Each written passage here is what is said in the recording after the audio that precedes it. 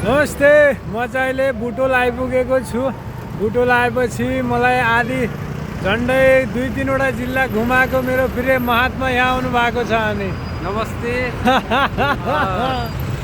आज 15 मिनटको लागि हाम्रो भेटघाट भयो बुटोलमा। हो त। र महात्मा चाहिँ नि कैलाश मानसरोवर यात्राको लागि हिँड्नुभएको रहेछ। सन्दर्भवश कुराकानी भयो। म आज उहाँलाई दिनै भनेर आएको, उहाँ एकदम जान नपाउने हुनुभयो।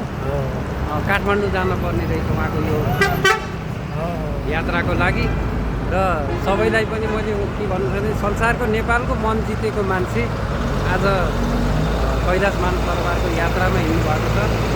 र बुटोल बजारमा हामी 15 मिनटको भेटघाट चाहिँ यही चौरामै भयो। यसपछि न यता न उता उहाँ चाहिँ आफ्नो बाटो, म भोलि कतै जानु छ। सबैले सहयोग गरिदिनु होला, किन भन्दा संसारको नेपालको मन जितेको मान्छे अनि भारतको विभिन्न तीर्थयात्रा गएको मान्छे हामी बुटोल बजारमा छौँ।